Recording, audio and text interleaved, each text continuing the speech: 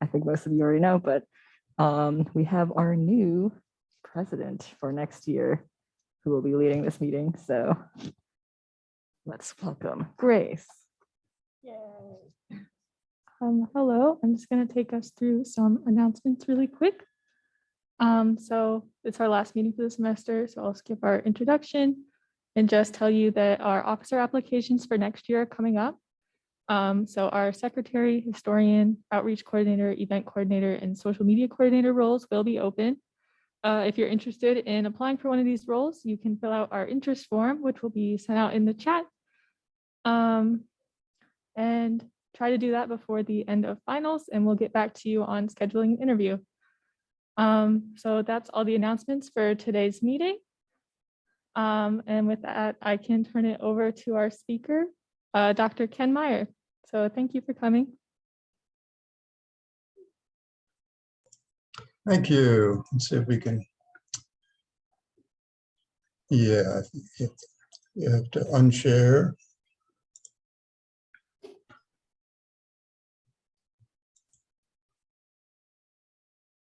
Okay.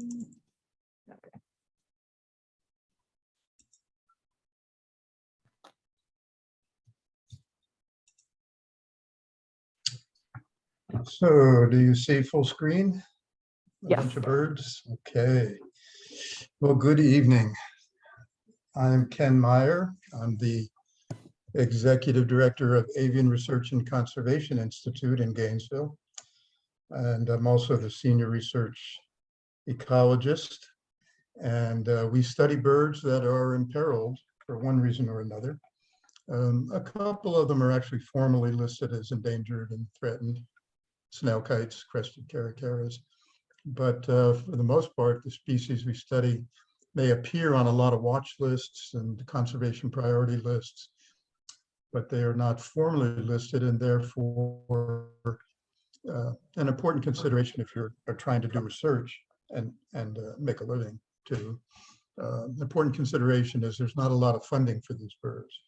So that was an early decision when I co-founded ARCI in 1997. I've never regretted it.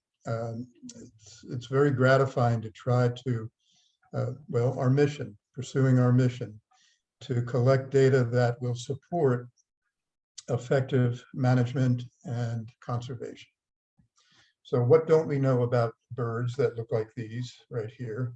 I'm going to give you a little thumbnail description of 10 species in the next 30 minutes and try to focus on what we're trying to accomplish, our research questions,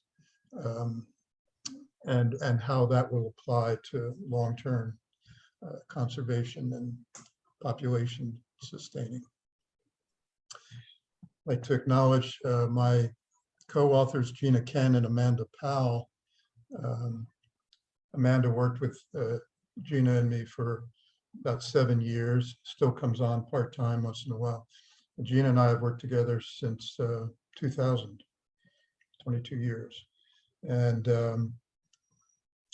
Gina takes the lead in most of the field projects now. There are some that I do specifically, and we share everything, every aspect of this, from conceiving the questions to finding the money, designing the projects, finding the money to meet the budget, and then to get the data collected. And most importantly, how do we encourage, manage, manipulate, inspire agencies, conservation organizations, and the public to follow these recommendations.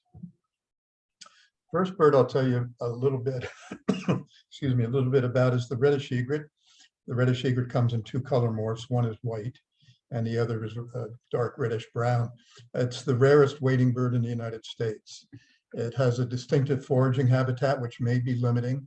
They feed in coastal areas, shallow water, tidal areas, clear, hard bottoms. They have a very distinctive foraging style where they run around quickly and flash their wings, jump up, trying to shade or spook or somehow corral small fish that they rely on. The largest population in the US is over on the eastern shore of Texas, in Laguna Madre and Padre Island. That's about 1,500 birds. Here in Florida, or yeah, about 1,500 nests. Here in Florida, we only have about maybe 350 pairs. The number was much higher prior to the era when people were hunting reddish egrets to turn the feathers into hats in the early 1900s. That inspired a lot of conservation organizing and strategizing. But the reddish egret is the single wading bird species that has not recovered to anywhere near the population levels before that catastrophic impact that humans had on this bird. One of the things that we invested time and donors' money in to answer questions about reddish egrets was tracking a sample of about 14 birds on the lower west coast of Florida. 14 birds with satellite transmitters with built-in GPS receivers. So they produce a GPS fix anything from every couple of hours to maybe a couple of fixes a day. And then those locations are stored, and at different times during the day, maybe once or twice a day, the transmitter will try to upload them to orbiting satellites. Lately, we've been using a modification on that, a variation that's that's less expensive. Same GPS receiver collecting high resolution, very accurate to within probably 10 to 15 meters, accurate locations, systematically stratified in time. So it's unbiased data, no matter where they are in the world. It doesn't matter where we are, we will get those data. But instead of, now we also have, in addition to satellites, we can use cell phone transmission to convey the location data to the researchers. These birds are year-round residents in the areas they nest in. There's about 9 birds depicted in that map, each a different color. They stay there in the lower keys where they nest all year round.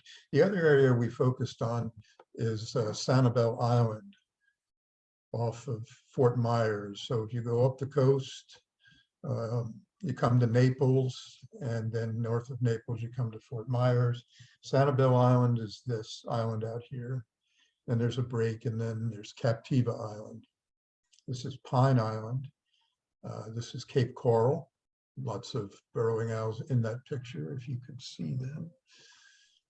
We tagged 5 birds. This is expensive work, but it's a trade-off. You know, you don't have large sample sizes in terms of individuals, but you get huge samples of location, movement, temporal aspects of those location and movement data that you just can't get any other way. And as I said, it's stratified in time, and it doesn't matter where we are, we will get these locations. It's not, the data are not biased by our visual or any other kind of access. This is not old-fashioned radio tracking where the bird goes over the horizon and you lose the signal. So it's been around a while. We put the first satellite transmitters on one of the study subjects we had at the time. It was swallowtail kites, and that was in 1996. The first time satellite transmitters got small enough. The very first transmitter went on a single peregrine falcon, and then about a month later, we tagged 5 swallowtail kites down in Big Cypress Swamp and discovered where they go for the winter, how they get there, and the risks that they face in a 10,000 mile plus migration. But back to reddish egrets. Yeah, you can see the home ranges of these birds over a year, at least 1 year for each bird, up to 2.5 years. And that's where they stay. They find what they need. We also did a prey study of reddish egrets, looking at the small fish species richness and relative abundance on the areas where the reddish egrets were foraging. And we had 2 study areas. Over here on Sanibel itself, Ding Darling National Wildlife Refuge, but also here, North Fort Myers, or yeah, what would this be? Well, it's Fort Myers Beach, I'm sorry. And it's called, actually the specific location was Bunch Beach. Bunch Beach was starting to erode years ago. It's actually a very sad story in a way that benefited wildlife. it's called Bunch Beach. It's named after Ralph Bunche, who was one of the leaders in the original civil rights movement. And the beach that was there was designated for African Americans to use. They were excluded from beaches being used by white people, of course. And so Bunch Beach started to erode after some storms, and the city realized they were going to lose their segregated beach. And so they invested in dumping a whole lot of fill, and they created these very gravelly, or lots of shell material, et cetera. And it created perfect foraging habitat for reddish egrets. So this is the area over here, Bunch Beach. So moving on, what's interesting is that the prey composition in those two different locations, Bunch Beach to the east, Ding Darling to the west, was very different in terms of species composition and also the size of prey. One wouldn't expect that over such a small area. They were foraging on spots that looked identical in terms of vegetation associations and geomorphology. Anyway, a spillover from that prey study was we had two bad outbursts of outbreaks of red tide on Sanibel during this reddish egret study. And actually, of the 5 birds that we tagged, we had lost 1 to unknown causes, and of the 4 remaining, 2 died and were recovered and died in captivity as a result of red tide. So how many died over the larger area, who knows? But Sanibel is at the mouth of the Caloosahatchee River, which is mostly a canal which drains the western side of Lake Okeechobee out into the Gulf. So there are lots of conservation issues regarding water quality, the delivery schedule, not necessarily on a natural schedule. And it all comes out right there in the bay where Sanibel Island is. So we have one of the oldest refuges in the country there, Ding Darling, and there are plenty of challenges. It's been a real pleasure and very productive to work with the U.S. Fish and Wildlife Service staff there. Another bird out there on Ding Darling that people were very interested in and invested in some grant money to us to study is the mangrove cuckoo. Very wary, very hard to find. Birders are thrilled if they can just hear the vocalizations. Nobody knows where mangrove cuckoo population in Florida winters. Some people have suggested the northern coast of South America. Other people have said, no, they don't go anywhere. So we actually put some prototype, thanks to microwave telemetry, the pioneering company that started making satellite transmitters back in the 90s. This is Amanda Powell taking a mangrove cuckoo out of the net. So we deployed a 2-gram solar-powered satellite transmitter, which you can see on the shoulders of this bird over here with the small antennas sticking out. The radios were challenged by the mangrove forest cover because they're solar powered. And they also, the signals were occluded by the vegetation. So we didn't get a lot of data, but what we found was that, yes, indeed, 2 of these birds that we tagged, we got fairly good data from about 5 birds out of 8. And 2 of these mangrove cuckoos actually moved slightly northward in April, same time each year, 2 different birds, to Pine Island, 8 miles for one, 10 miles for the other, and settled in for the breeding season. But their radios expired before we could track them down and try to find their nests, which is really hard to do if you've ever tried to walk around in red mangrove shorelines. Just gorgeous, gorgeous birds, and really, really interesting. So yeah, they do seem to be migratory, at least this population over a short distance. They're thought to be declining, but confounded, following the status of this population is confounded by the fact that they're just so hard to see and even to hear. These are what the data look like for, yeah, it's cut off in my frame, but this is the list of birds that were tagged. Each color is a different bird. And that's that tiny, tiny transmitter. I should say that telemetry of all kinds, satellite, GPS, cell phone, old-fashioned VHF, data loggers that use day length to infer through some complicated algorithms where the bird is within a few hundred miles. You can put those on really tiny birds. All these methods, but they require that you attach something to a bird. A bird is an extraordinarily efficient flying machine as it is. We don't want to add weight. We don't want to impair them in any way. So I started tagging birds back in 1979. I did my PhD work on sharp-shinned hawks in North Carolina and up in Eastern Canada. My degree is from the University of North Carolina at Chapel Hill. And I started out making VHF transmitters and putting them on the hawks, which were about a large sharp-shinned hawk, a female would be about the size of this bird. So always the goal is, first and foremost, not to impair the bird, not to cause any harm, because we don't want to, period. That's a good enough reason in itself. But also we don't want to impair their movements or their behavior. We want to get an accurate picture of what they're doing. Great white herons, third species here, or fourth, whatever I'm up to. Some people used to think that this was a white morph great blue heron. They are the size and shape and similar ecology to great blue herons. However,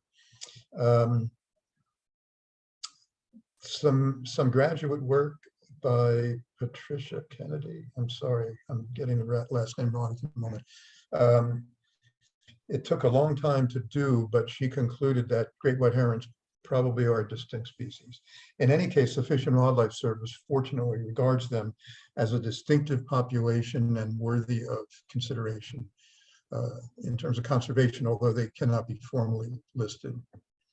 These are some of the tracking data we got. These are all GPS locations from transmitters on 5 great white herons that we tagged in the lower Florida Keys. Let's see. So we're talking about this area right here. And like the reddish egrets, they are year-round residents in these areas. Each color is a different bird. And what we found when we use these highly accurate GPS locations to look at habitat associations. This is a probabilistic approach on the left, kernel density estimate. And it's creates these volcano-looking structures of areas of most intense use. So what you see here, this polygon in light purple, is a traditional home range. All the points created for this bird, all this bird points this bird produced in terms of locations, fall within that minimum convex polygon. So that's one approach to looking at home ranges. But we can look more closely and see, well, where did they concentrate? And then what we also can do is overlay these locations in this map on the right, as you see, overlay them on any kind of shapefile, GIS layer. It could be anything. It could be water temperature, it could be topography. In this case, it's vegetation. And then statistically, you can compare the animal's use of certain vegetation, either species or communities. You can compare their use with the availability of that feature, a vegetation feature. And in the case of great white herons, there's a strong, highly significant relationship between these locations and expansive seagrass beds. The loss of seagrass in South Florida, in the Keys, it is one of the most serious ecological disasters because so many animals depend on those shallow nearshore seagrass beds. And fish, the fish, the multi-billion-dollar sport fishing industry in Florida depends on it. If we want to be crass and just reduce conservation value to monetary terms for a moment, in reality, that's really what we wind up doing, whether we want to or not. But seagrass, that's the nursery. That's where the young of the large sports fish hatch out, and of course, all kinds of other marine and aquatic species. The magnificent frigate bird. You know, you can see these around the coast of Florida most of the time because there is a population that nests out in the dry Tortugas, 70 miles west of Key West, a population of magnificent frigate birds. But before that, they actually nested up in the lower Florida Keys. So what you see here, this red ellipse over here, is where they nested until 1989 and 1990. They nested in the Marquesas Keys. It's a small archipelago about 8 miles west of Key West. And I'm sorry, it's 15 miles west of Key West. There's a bunch of beautiful islands owned by us all, the public land, part of the refuge, the Florida Keys National Wildlife Refuge Complex, which has great white heron, key deer, Key West, and Crocodile Lake National Wildlife Refuges, all in the Florida Keys. So frigate birds used to nest up here. They had as many as 250 pairs in some years. In a 2-year time, they disappeared. And the reason was that those islands where they were nesting were just overrun by recreational boaters partying. They would line up shoulder to shoulder on the beach. They'd bring their pets, they'd build fires, they'd camp. And eventually the frigate birds apparently had enough, and they moved all the way out to the Dry Tortugas. This is 70 miles west of Key West. And they began nesting out there, but they've never been as numerous. The colony runs a little bit over 80 to 120 pairs. And I'm not sure I have a picture of me, just advance. No, I'll come back to that. So we tagged a couple of birds in the Dry Tortugas, but we also tagged 5 birds during the winter in the Tortugas, in the Lower Keys. This is Marjeska Brown, Gina Kent, Sonny Bass, retired now, senior wildlife biologist at Everglades National Park.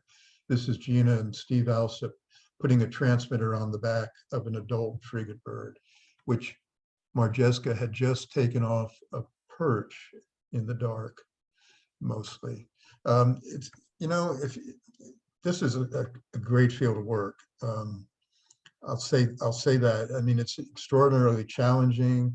If you like to be outdoors and do things you didn't think were possible, you get to do a lot of that stuff.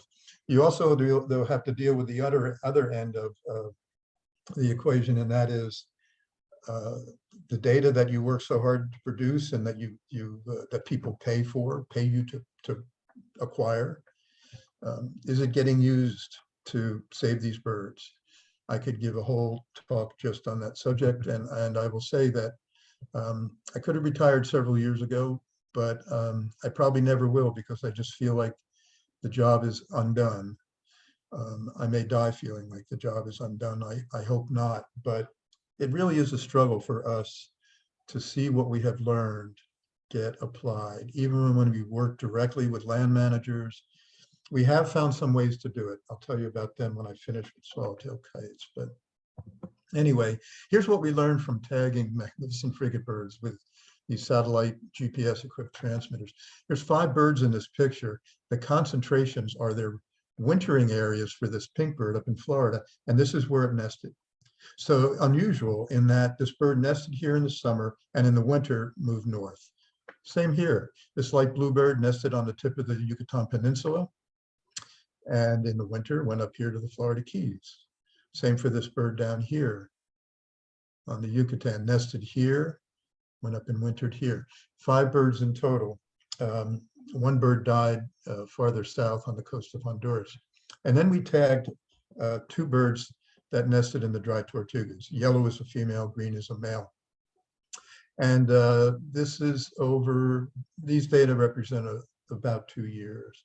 So the male was in the nesting colony with the female. These were not a pair, but they were both breeding birds with different mates. The male in the wintertime moved up farther up into the Florida Keys, moved out of the Tortugas into the Lower Keys, but did this sort of yo-yo pattern here. And it would go up and spend time up in the Big Bend, just north of Cedar Key, come down and even do some stuff along the Atlantic coast where they're not seen as often. But these birds spent their whole year in Florida. Now go back and look at these birds. They came from the Western Caribbean, places they were nesting in the Western Caribbean. They came to winter in Florida because conditions presumably were better for them.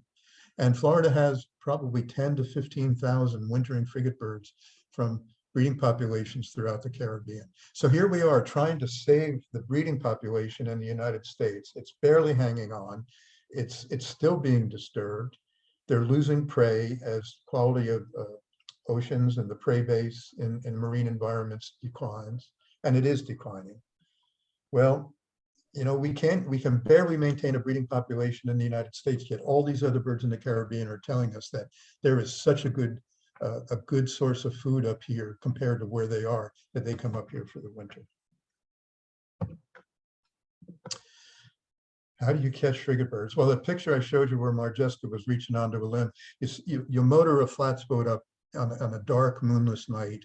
You shine a bright light when you're at a distance. You see some frigate birds on some limbs, and you drift in really slowly. You turn the light out, kill the engine, and continue to drift, hoping that when you turn your when you turn your headlamp on, you're not going to run on the rocks and destroy the refugees boat. Well, we had Tom Wilmers, senior biologist in the Florida Keys, driving the boat, fortunately, and we didn't break anything. But that was what was involved in catching. You can actually pick them off a limb, or you can take them off a nest in a nesting colony at night. They're very docile, very easy to handle. You tag them carefully, put them back where you found them.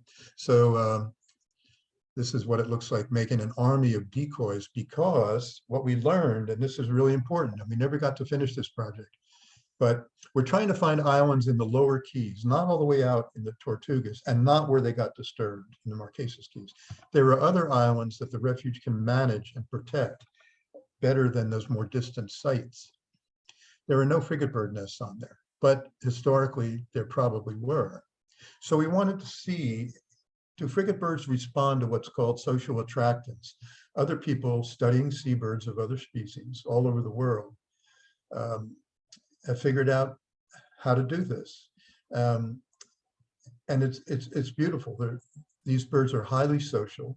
So you can use fake nests to make it look like others of their species have nested there. You can play vocalizations right inside this canopy here, inland a little bit. We had a solar powered array. Kate Garino is the fish and wildlife biologist who had done this before, and she was our colleague on this project. It's one of the coolest things we ever did, and it's very frustrating that we cannot find the support to continue.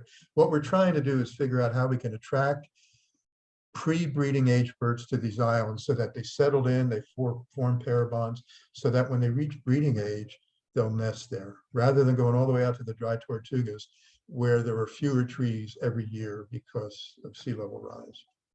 A very, very small spit.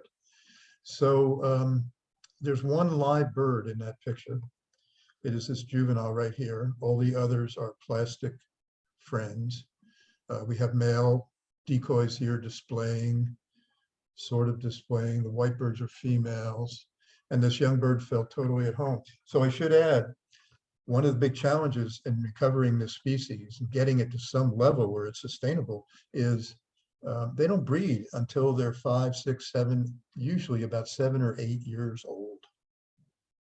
So we have all this time where they're wandering around and looking for places to breed. And in Florida, that's been in sites that have not been productive.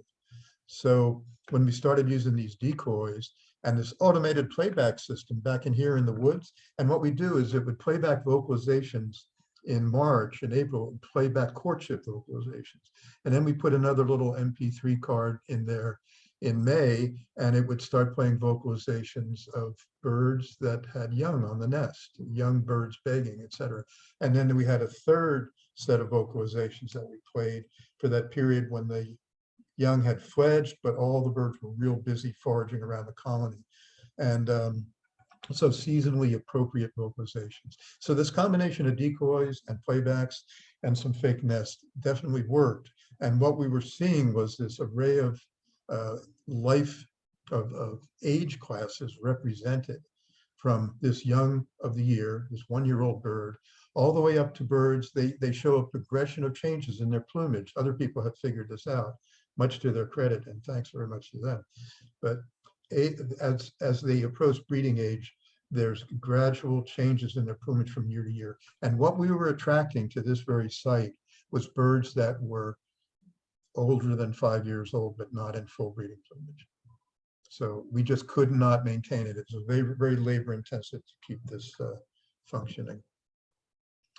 This is these are young birds. This is after the nesting season or before the next one. And yes, they seem to like each other.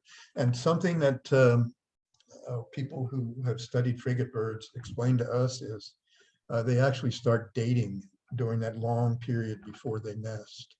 And they will apparently form some pair bonds.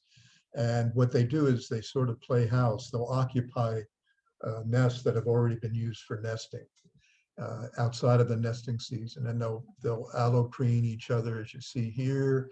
The males will go out and bring food back to the females, and this could be several years before they actually start to nest. Another amazing story. There was an interest in putting transmitters on roseate terns because they're endangered. That did not work well, unfortunately. But the predecessor to test the transmitter attachments, and I worked with the Fish and Wildlife Service on this, and some folks from the University of Rhode Island. The preceding study on common terns and Arctic terns worked very well. So here's that same little 2-gram prototype satellite transmitter, solar powered, no GPS capability, but you still get good fixes just from the satellites. And this common tern, and this is a path that this tern took. And we wound up getting data from 3 birds. And one of the interests in this study is an important feeding area for these birds is in the Cape Cod ecosystem, where there has been a lot of interest and already underway wind farm development. So there's a whole lot of concern about the welfare of birds. This map over here is hurricane. I'm sorry, I forget which one, but we only had 1 migration southbound to track before these transmitters gave out. But this is what it looks like out on the island where the birds nested. These birds were not, there were 2 birds moving south when this hurricane was coming in.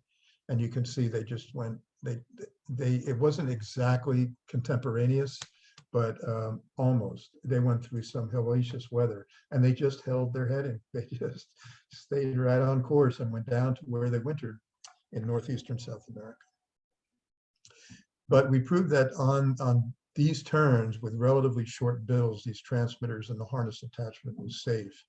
And we learned things that no one ever knew about common terns.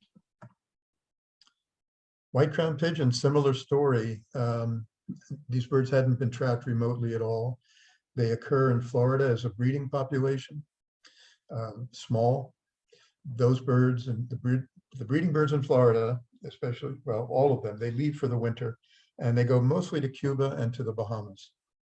And they are hunted in both of those places. They are no longer hunted in Florida, but they have a very interesting life history and ecology. They feed on the fruit of hardwood hammock, Caribbean, West Indian tropical hardwood hammock fruit, basically. So they're totally frugivores, but they rely on these hammock species that are found on the higher elevations on the mainline keys, mainline being those keys you can drive across on US 1. But they don't nest there.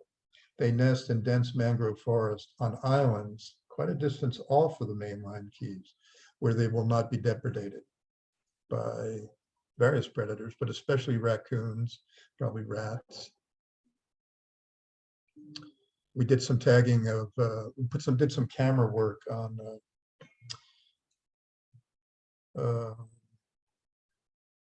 reddish egrets nesting in the lower Florida Keys and found that rats are a problem.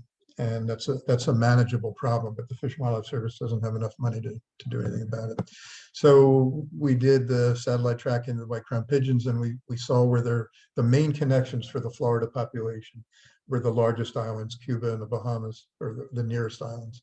But we did have birds go farther. And then we started collaborating with Bahamas Trust, National Trust, to study white-crowned pigeons in the Bahamas, and with the University of Havana to study some of their habitats here, but also to tag some birds out in Puerto Rico as well on Jamaica and over in the Cayman Islands. And what we found was Florida's breeding population is the only one that is migratory. All of these other islands, the white-crowned pigeons are resident. They're hunted on almost all of them. In most cases, Jamaica, the Caymans at least, the hunt is well managed. It's sustainable. In the Bahamas, it was not at the time, and it may be better now, but probably not. When we started studying white-crowned pigeons in the Bahamas, you could legally hunt this bird 6 months out of the year, starting in September, when the migrants from Florida arrived, mostly the young birds, and a 6-month-long season that ended when those birds, if they were still alive, left to go back to Cuba or to Florida, I'm sorry. And the bag limit was 100 birds a day for 6 months of the year. That's an incredible, you don't have to be a wildlife biologist to surmise that that's unsustainable. And in fact, the population declined quite a bit, but it was culturally, it was historically, it was a very popular, still is a very popular sport. And the Bahamas National Trust wants to do right. They are the agency that's managing. They're a nonprofit, and they've invited us over to make presentations and to tag birds and to share data and stories. So we're willing to help however we can. This is on the near the northern coast of Jamaica in cockpit country. These karst, conical lime rock elevation all through here. So the bird would actually nest up here and then go down to the coast for the winter. Another species, onto some raptors now, just finish up with a few raptors. Famous Florida raptors. The short-tailed hawk comes in 2 color morphs, and one of the rarest birds in Florida.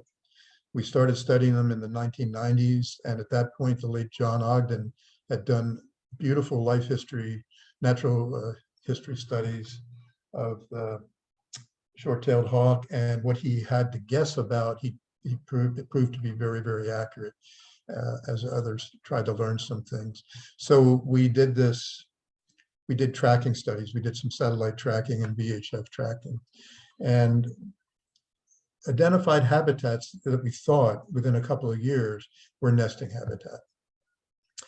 These are bird eaters, by the way. So these birds look like, if you know raptors, look like broad-winged hawks or red-shouldered hawks, red-tailed hawks, smaller versions. That's a genus called Buteo, B-U-T-E-O. All the birds in that genus feed on a variety of prey, but mostly rodents, reptiles and amphibians, and some birds, taking birds out of nests. It's the falcons, like the peregrine and the prairie falcon, and even the kestrel, American kestrel, that feed on birds. Well, the short-tailed hawk feeds almost exclusively on birds. So their behavior, their flight behavior, is a cross between a buteo, like a broad-winged hawk, and an accipiter, which is a bird-eating forest-dwelling hawk, like the Cooper's hawk, and a falcon. Their hunting strategy and their behavior, they're just extraordinary birds, but they live in the forest for the most part, or very high in the sky when they're looking for prey to come down on quickly. So not much known about them. We still think the population only numbers a few hundred pairs. We came up with what we think is a very reliable monitoring method. We did it with public money from Florida Fish and Wildlife. We designed a very cost-effective monitoring protocol based on road surveys. We tested that against helicopter and boat surveys, and the road surveys found the most birds per dollar by far. Yet it wasn't our job to implement this. We produced the data and demonstrated that we could count birds this way. No one ever did this. After 13 years, we just, on our own time and with some small donations from Audubon chapters and private donors, we've repeated this now over the last 3 years. And the population at least has not declined any further, although it does not seem to be growing either. These are some satellite data for one bird. The red fixes are the breeding season, and in the winter, as John Ogden pointed out, it's truly a migratory species. They go down to South Florida for the winter, but only for the beginning of the winter, up until early December. And then this was 2 years for the same bird, pink and red, each color a different year, and light and dark, same thing for the winter. But in the winter, they're preying on birds in the Everglades, but just about the time when the migratory birds have all passed through and have moved out of Florida, the short-tailed hawks move down into the lower Everglades, and you can't see it really, but the Florida Keys, and that's where they winter. So it's really hard to find their nests, as you can imagine. They live in habitats like this. Gina climbed up to this nest to lower the young down one at a time so we could put some transmitters on them several years ago. But what we discovered was it's so hard to find nests, and we thought, well, why don't we just go down here into the Keys and the Everglades and put some VHF radio transmitters, the kind that beep when your antenna is pointed at it, that gets louder. And then why don't we tag them in the winter when they're easy to catch? And then in the spring, we'll fly our airplane up and down the state in transects and we'll look for the nest. And what we discovered, this is one of the coolest things we didn't expect to do. I'd like to say we designed this, but it was really just opportunistic. What we found was, we found birds nesting that we had tagged in the winter, but we found them in places we never would have found them from the ground. When we describe nesting habitat, it's based on our ground-based searches. It was not too far in from the nest of small to moderate, sometimes large, usually small to moderate sized patches of forest. Some of them quite suburban or rural, lots of human activity, but the birds are very secretive. Some even urban. So we thought, here we've got the habitat characterization down. We've done that. Well, then we started doing this. So what we're doing now is we're finding nests by tracking birds tagged in the winter time, and we're finding where they go to nest. That's totally unbiased with regard to detectability. It didn't matter whether we had heard from birders that one of these tag birds was nesting in some huge coastal swamp forest, like Chassahowitzka, which is where we found one of the nests. I don't have a picture of it. No one would ever have found that. Well, here's the short of it, though.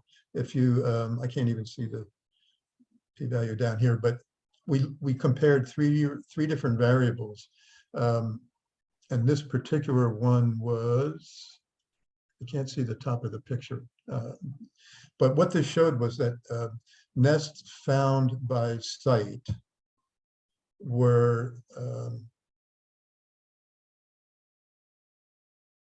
let's see. What we found was that the birds that were found by tracking them to their nests with the transmitter, the unbiased way, what we found was that they were in much larger patches of forest, they were much deeper in from the edge, and they were much farther, and these are very, very small probability values. They were much farther from urban areas. So we had the whole habitat characterization thing totally wrong until we came up with this other method of finding nests. And that happens probably with a whole lot of bird studies. We find them where we can find them. We go in and search for nests and put a lot of effort into it where somebody has been seeing birds repeatedly. So there you go, a good lesson there. Almost done. Crested caracaras, listed as threatened, at least the Florida population, threatened by the U.S. Fish and Wildlife Service. They're actually in the falcon family. They're scavengers. They are beautiful. They appear to be very, very clever, very smart, very wary. If you approach their nests, which are in cabbage palm, they're grassland birds, so they do well on pasture lands. They nest in the tops of cabbage palms. If you see one go into the top of a cabbage palm and you want to get closer to see if you can see the nest and see if they have any young in it or whatever, and you get to the nest and there's no adult on it, no matter how hard you try, you can't find an adult. And what we realize they're doing is, as you're approaching, they jump off and go right down to the ground on the backside of the nest. And then they get in swales or behind high vegetation and they walk away. And then maybe half an hour, they'll come flying back in and land in the nest again. So the exciting thing that we did here, we were asked to study 2 pairs on adjacent home ranges in an area that was going to be intensely developed. And the developer had to pay for this. Fish and Wildlife Service was making them pay for it as a requirement to get permission to develop the land. So that was a foregone conclusion. They were going to pay for this research so they could go ahead and develop the land. And then the other half of the study was after the land is developed, that we would come back and track the same birds and see where they had moved to. And as we pointed out, we also need to know, are they nesting successfully after they've been displaced? So this was the first time this happened for us. There was no post-development study. The developer was let off the hook. We produced these data, and there was no post-development study. We've since been involved in another one where the developer was compelled by permit requirements to pay for caracara tracking. The same thing happened. They paid for the pre-development study, but the Fish and Wildlife Service then did not require them to continue the plan and track after. So we don't know what they do. That's no way to manage an imperiled species that's being squeezed out of Florida by the minute as we speak. I'm not being overly dramatic. This bird is definitely imperiled. They're quite easy to see where they are. But one of the things that was neat to us about this study is these are two pairs. Blue is the male, red is the female of this northern pair. Red is the female and green is the male of this southern pair. We did not see much in the way of altercations, defensive behavior. We didn't see the adults chasing each other off, but they just have these two quite discrete home ranges, and they don't transgress that boundary. But they do go a long distance, 3 miles from end to end, a long distance to forage, to bring stuff back to their nests, which were at the concentration of these points. So this was the first time anybody had ever caught and tagged both members of even one pair of caracaras. And I am boasting a bit, but I'm proud of this. And we tagged both members of both pairs in this site, which is hard to do because they're watching each other get caught, and they know what that means. So we have to keep coming up with new ways to trap them. It's really disappointing to be able to get these kinds of data and see none of it being applied to conservation. And I'm telling you this because you're not just biologists, you're becoming, I hope, conservation biologists. If not, you at least understand what that means. But learning all these cool theoretical biology and academic questions being answered, that doesn't help us if we're losing these birds. Conservation has to be the highest priority of this work at this point in the history of planet Earth. Climate change is all of this is changing so rapidly, more than we expected. That is not a story. That is what scientists are seeing and documenting. So we really have our work cut out for us. But if you need inspiration and you love birds or you love conservation and trying to inform it and successful management, what a great field to be in. You just have to be ready to stand your ground and push and speak louder and make sure the public at least understands that your mission is to try to save their natural resources. Second to last, snail kite, federally listed as endangered. It's had a couple of declines in the time just since we started studying them in 2007. We put transmitters on to track them with GPS-enabled satellite transmitters, and we got great data. It had been done previously by a fantastic biologist, Rob Bennett, but he became so, I guess to put it in one sentence, I would say so frustrated and disappointed in seeing that all of his beautiful work was not being applied in any way to conservation. This is a critically endangered bird. The whole US population is in Peninsula Florida, and when we have a bad year in terms of water levels and the duration for which there's water on the landscape, the water that's needed to support snail populations, that's what this bird eats. We have to manage for snails. And the best way to manage for snails is to manage wetlands on a natural, historically natural, without taking too much water off, without polluting the water, et cetera, et cetera. So there have been a couple of times since the early 2000s where we've almost lost this species. It's one of the original 6 members of the endangered species list. I think it's now in its 53rd year of being listed. We have reams of paper of master's theses and PhD dissertations and postdoc work on this species, but we have not figured out how to apply that knowledge to saving this bird. I'm being brutally honest. I don't mean anything personal to anybody who might be listening, but we've got to do better. We don't have much time left. We really do not have much time left. So one thing we did was develop a trap that wasn't dangerous to the birds. That was good. And this is a GPS-enabled satellite transmitter, solar powered, and we tagged some birds. And what we found was, first of all, the most important thing was, if you look at this map on the right, each color is a different bird. They don't stay put.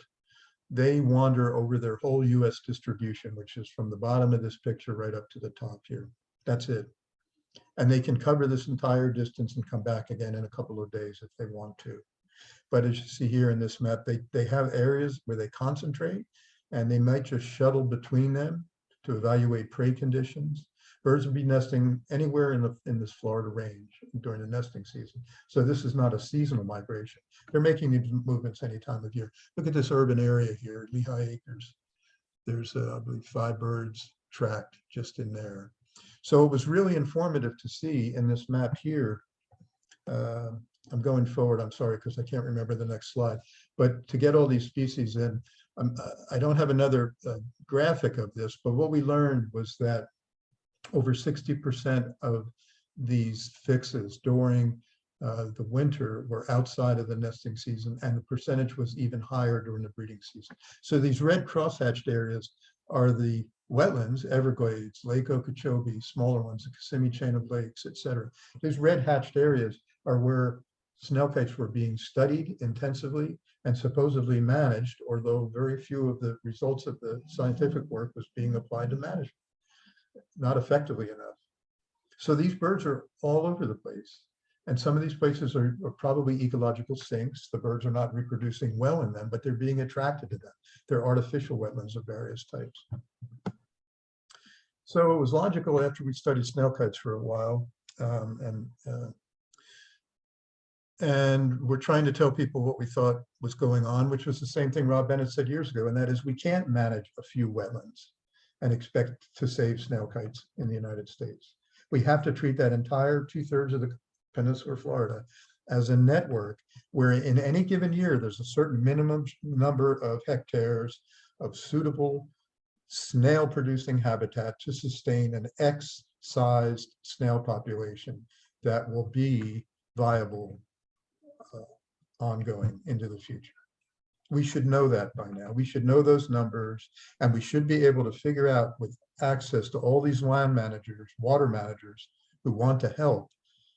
It's a huge challenge, but we have to figure out how to make enough habitat available using water management in any given breeding season to allow enough snail kites to nest, to have at least a stable, if not gradually increasing population trend. So we started studying snails thanks to Phil Darby, who developed all these great capture methods and a huge body of knowledge about this animal. And that's ongoing work. We just started another project, 5-year project for the Army Corps of Engineers, but the money is all tied to South Florida, where it's already too late.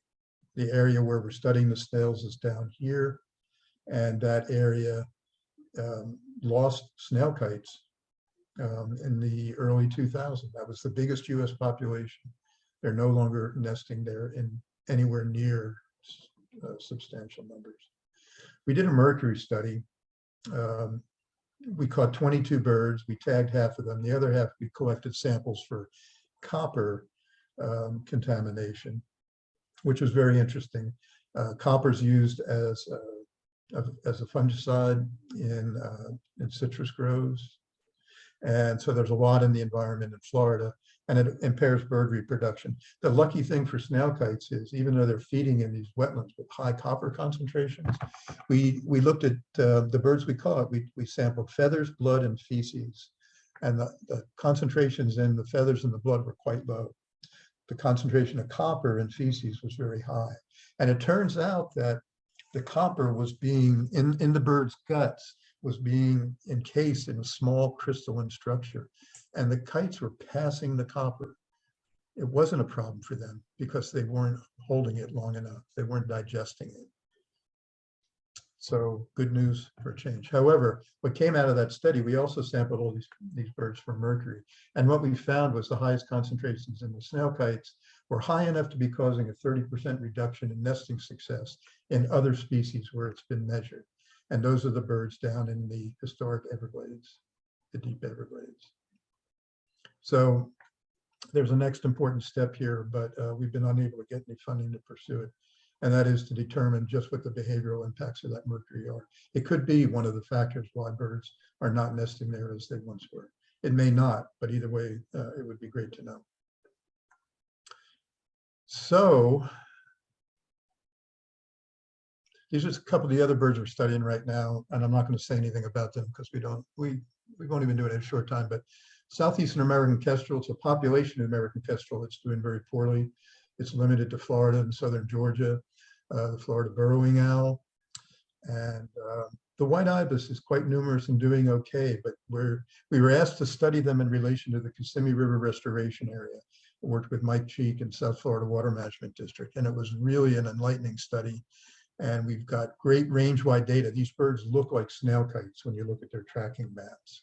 They're doing the same thing. They're moving around very opportunistically to capitalize on just the right water conditions to produce just enough prey. So yeah, these are relatively new studies, but with southeastern kestrels, an important question is how far the young disperse from their nests and how well they survive.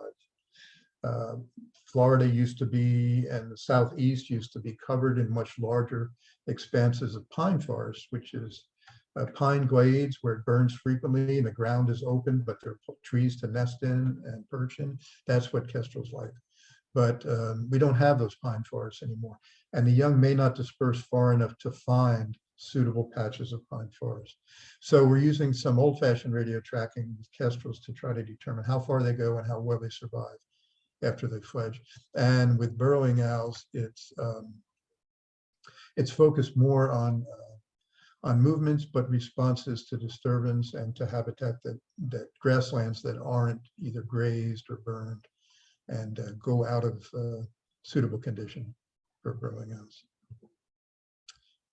I'll finish up with just a few words about swallowtail kites. I started studying this bird in 1988, and right when she came on, Gina, in around 2000, same thing. She started on short-tailed hawks and swallowtail kites. It's a long-distance migrant. They used to nest up the Mississippi drainage in 22 states. By the early 1900s, the population crashed to the present condition, which is just in the coastal plain and peninsula of Florida. 2/3 of the US population is now nesting in Florida. They nest near the tops of the tallest in the stand, pine and cypress trees. This is Gina going up to one of the nests over by Cedar Key area. We used to use spurs, but it's not only hard, it's probably safer, but much easier on the trees to use rope climbing techniques. So we use a powerful crossbow to shoot a line up into the crown, get a rope over a strong limb, and then Gina goes up on ascenders, rope ascenders. Usually just lay 2 eggs. This was a map that was built from our tracking data and from nest location data. So we put everything we had into this, and the dark and the green areas show primary nesting habitat for swallowtail kites, and the foraging areas that surround it. And we've done really good things with that information. So this is probably the biggest management success story that we can talk about, and that's swallowtail kites, not most numerous on publicly owned forests and open lands, but on timber managed lands, commercial, sustainably managed timberlands. I put this in just to remind me we've done some study on great horned owls because they're the primary predator of swallowtail kites. And one of the neat things we learned is that swallowtail kites don't like to nest in pine forest that's just recently burned. They like to nest in forests where, as one of our technicians put it, they can't see the ground. So there's a lot of understory and definitely a lot of mid-story. So that's not good great horned owl habitat. They need to be able to see the ground, perch on a nice limb, be able to see, but also to hear rodents running around on the ground cover that's burns every 1 to 3 years under mature pine canopy. So that's one reason probably that the kites do well on timber managed land. They don't burn these lands. It's a short rotation. They just plant the trees. It's too expensive, too much liability, smoke liability. So commercial timber does not burn. And the kites really love mature pine stands right before they're big enough, old enough to be cut. So that in itself has turned into a whole thing that we're doing a whole lot now with the American Bird Conservancy and with the large timber companies. And it's just blossomed. We're getting such incredible positive responses and excitement. Everything from the large timber companies to the people who buy timber from smaller growers, from family-owned timber stands, 5 and 6 generations old. We're getting so much interest and cooperation and enthusiasm. They want to know what they can do in their forests that will favor swallowtail kites and other birds. And so that's what we've been working on for the last 5 years. And it's really, really gratifying. We don't have to wait for a public agency to take these results and apply them on public lands. We're going directly to the land managers, the people out there farming wildlife habitat for healthy populations. That's what they're doing, and they're proud of their work, and they want to know how to do better. And we're also going to landowners that manage to varying extents for timber. And in some of these stands, you would never know that anything had been cut. Just beautiful, beautiful old trees and all ages, et cetera, et cetera. So migration, I told you, 5,000 miles to South America, southern Brazil, Bolivia, Paraguay. Each color is a different bird. This is what habitat looks like, wintering habitat in Brazil. That's what it used to look like up until the last 15 or so years. Ranchland, it looks a lot like South Florida. Wetland forests. Then they come back up north in the spring, and that's the orange color. And they have, when they get up here to the Gulf of Mexico, they leave the Yucatan Peninsula, they go back any heading they can to fly on a tailwind. They don't aim for the tip of the Keys or the tip of Cuba or whatever, because that's a small target. They just are programmed to go north. And sometimes that doesn't work out. If the weather changes over the Gulf, there is a lot of mortality. What I didn't include, oh, here it is, I'm sorry. So yeah, this is what wintering habitat looked like up until the last 10 or 15 years. Now what most of it looks like is this: soybean production, sugarcane production, and now melaleuca forests for making white paper. These ranch lands are going the same way as family-owned ranches in Florida. It's a wonderful tradition. The people on those ranches love it, but they can make far more money or make enough money, whereas they can hardly make any money at all often as cattle ranching. So international agribusiness, and that's what's turning the habitat's turning into. So in the spring, the kites come back up. They make their way back up to Florida. A lot of mortality happens here. Great horned owls on the nest and northbound migration over the Gulf of Mexico are the 2 leading causes of mortality for adults. You want to learn more about all this stuff, but especially if you just want to see a lot of awesome photographs and videos. We've got 2 online very long articles that were written by great writers, and photographs, especially by Max Stone, wonderful Florida photographer. And you can find them online. One was in Audubon online, and then also in the paper issue. And the other one is on a publication called Biographic, which has done all kinds of great stuff. And they look for positive stories. They look for some good news. And so what they were interested in telling is the story about kites on commercially managed timberland. And I'll tell you this real quick, and I don't have a good picture to show you, but imagine looking down on a landscape that's commercially managed for timber, and what you see is some clear cuts. You see some 5-year-old clear cuts where loaded with prairie warblers, if you could see close enough. And then you see 12 and 15-year-old trees. And each one of these blocks of habitat, all the way up to the climax stage, when they will be harvested and reverted back to a clear-cut situation. We think that this disturbance regime mimics the disturbance over the southeastern landscape. Either fire or hurricanes would be constantly setting succession back in forested and grassland landscapes. That's what swallowtail kites like to capitalize on, because they catch prey of all kinds of species when they're nesting. Everything from the smallest insects up to taking baby birds out of nests or carrying entire birds' nests back to their nests, and roosting bats, tree snakes, tree frogs. Rest of the year they eat insects.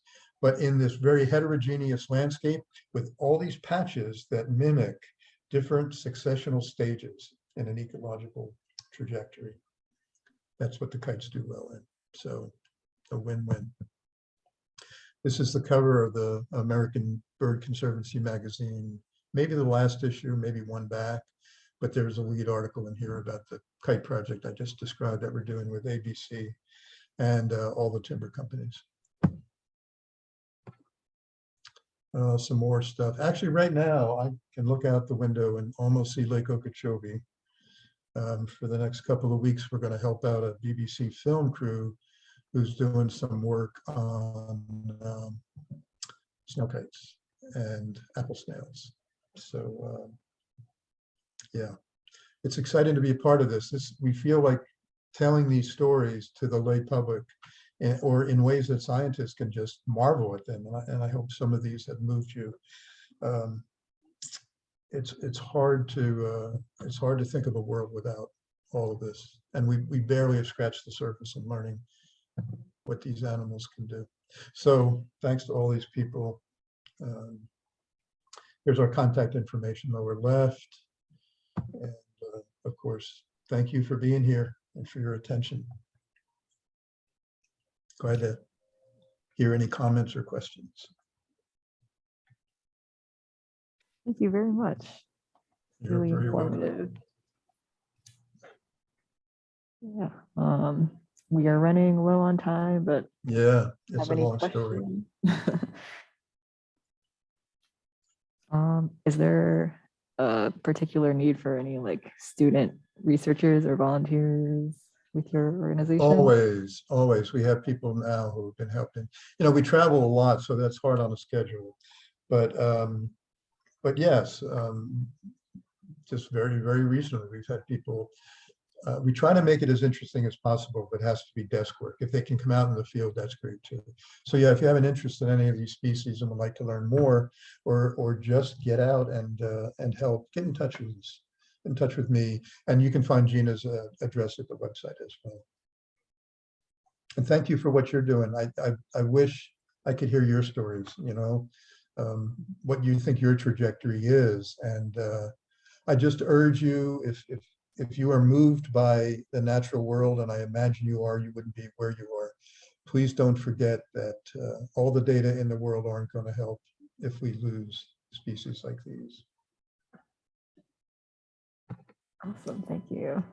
Very inspirational.